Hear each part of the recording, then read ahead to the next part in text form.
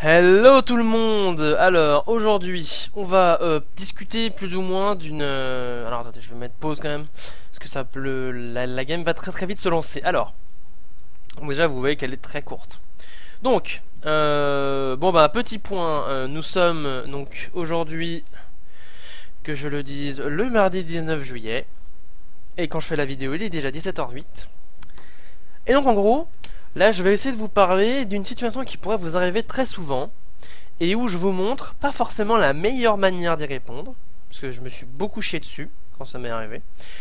Mais je vais quand même commenter plus ou moins la manière dont il faudrait y répondre. Alors je vais donc vous parler du canon rush en Terran. Voilà. Subir un canon rush en Terran. Ça peut vous paraître stupide, oh là là, mais c'est facile, tu contres avec des V16, tu pètes les canons, ou alors tu fais des marines et tu les déboîtes avant qu'ils se créent. Oui, ok, d'accord, oui, super. Mais déjà, premièrement, sur cette carte-là, si vous faites pas de gas first, vous êtes mort. Je vous le dis tout de suite, ou alors vous êtes voué à être ultra défensif pendant très longtemps. Donc, en même temps, vous pouvez prendre compte du build qu'il fait, hein, si ça vous aide. Parce que c'est vraiment très fort. Hein. Voilà. Il envoie une deuxième probe, 8. Là, d'ailleurs, il met du temps. Il pose la forge. Il fait patrol gentiment. Bon, on va mettre en x2. Hein. Il fait patrol gentiment sa petite probe. Et puis, dès qu'il peut, 8. Il vous pose un pylône ici. Qui lui permettra d'avoir la range, en fait. De mettre des canons plus ou moins dans cet angle-là. Ou en tout cas, dans cet angle-là, là. Simultanément, voilà, il vous balade avec un VCS, avec une sonde, voir un peu ce qui se passe.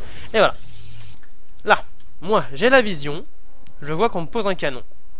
Je fais, oh putain, qu'est-ce qu'il faut faire? Et je suis à 92 de gaz, donc plus ou moins 100. Donc l'objectif, en fait, à ce moment-là, c'est de poser la factory le plus vite possible.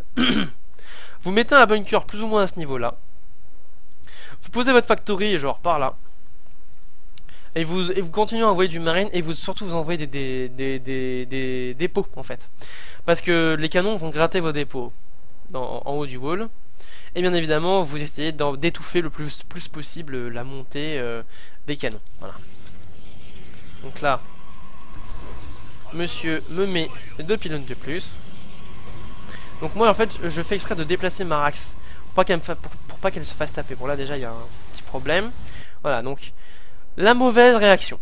La très mauvaise réaction. J'ai plus d'income, absolument aucun income. Et en plus de ça, j'ai même pas réussi à casser les pylônes avant même que le canon soit terminé.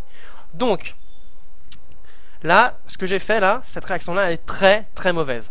Non seulement vous aurez plus de quoi créer pour créer des unités, mais en plus de ça, vous avez tapé j'ai juste tapé du bouclier. Le bouclier va se régénérer, il n'y a absolument aucun intérêt à faire ça. Là, je vois que mes V16 se font taper. Ils sont un peu tapés bien comme il faut. Donc là, sa probe, je la tue. Je me remets au minage. J'envoie mes marines aussi vite que possible. Et à ce moment-là, vous voyez, très mauvaise chose, je ne mine plus de gaz. Parce que j'ai fait un gros F2 avec tous mes... Enfin, un F2. J'ai pick up tous mes V16. Voilà, je la remets au gaz. Et en fait, l'objectif là, à ce moment-là, c'est d'empêcher que les probes n'arrivent. Parce qu'en fait... S'il n'a plus les pylônes, bah le canon il n'a plus la vision. Donc s'il n'a plus les probes, il peut plus avoir de vision par rapport à ça. Et il peut plus bien évidemment vous créer de pylônes. Bon là le problème c'est que les marines ils auto-attaquent pas les probes, ils auto-attaquent les canons. Du coup, là je ressors quelques petits V16 pour faire face à ça. Simultanément bien évidemment on envoie forcément hein. Ce qui peut vous sauver c'est soit un tank soit un cyclone. Vous choisissez ce que vous voulez dans les deux. Mais il faut absolument un coin cyclone. Sans ça vous êtes foutu. C'est pas compliqué. C'est les deux seules unités qui peuvent vous permettre de contrer. Ou alors le Thor, mais bonne chance pour l'avoir hein. Et encore non parce que je crois que le Thor ça a autant de range qu'un canon. Donc au final c'est pas worth it. C'est les deux seules unités qui peuvent vraiment vous permettre de contrer les canons à photon. Donc là je me fais encore bien cramer par mes V16 par ça. En fait j'ai fait exprès de perdre de la pop parce que grâce à ça j'ai pu envoyer un cyclone parce que j'étais supply block. Oui c'est assez horrible. Regardez hein, je vais envoyer exprès à la mort je crois une unité, un VCS ou un marine, peu importe. Parce qu'en fait là je suis supply block.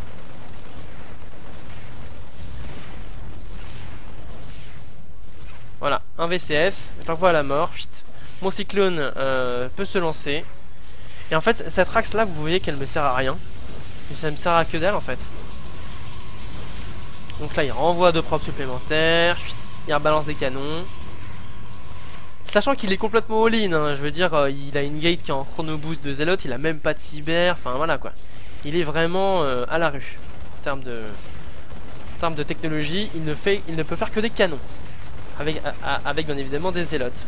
Là arrive le premier Zealot, mais il voit que mon cyclone est sorti. Et à partir de ce moment-là, quand le cyclone est sorti, bah vous pouvez plus faire grand chose hein, en tant que Protoss, puisque bah le cyclone va gratter indéfiniment tous les bâtiments que vous allez construire. Et puis bah il y en a déjà un deuxième en route hein. Donc bah voilà, là je gratte tous les bâtiments possibles et imaginables. J'ai mon deuxième gaz qui est pris, donc je peux quand même miner du gaz. Mes 2 racks sont hors d'atteinte des canons à photons, ce qui me permet donc bah, simplement de faire des marines en continu, de balancer des dépôts dans ce coin là. Et lui, le pire c'est qu'en fait mon deuxième cyclone suffit que... Ah non, c'est vrai que j'ai oublié qu'il y avait les rochers. Du coup on peut parler un peu de la map. Alors la map est donc très petite, avec une gold au niveau de la B3 en fait hein. Au niveau de la B3, parce que ça techniquement c'est censé être la B2, plus ou moins défendue, plus ou moins safe, puisque de ce côté là j'ai un rocher. Et vous dites mais non, tu peux te faire attaquer de ce côté là. Ouais, mais de ce côté là lui il a un rocher. Donc au final, soit il attaque votre rocher, soit il pète son rocher pour aller venir vous voir. Dans tous les cas, il ouvre la porte dans les 2 sens. Donc bien évidemment ce genre de situation va vous arriver très souvent. Si c'est pas ça, c'est un pylon rush avec photon overcharge pour vous péter en fait vos bâtiments.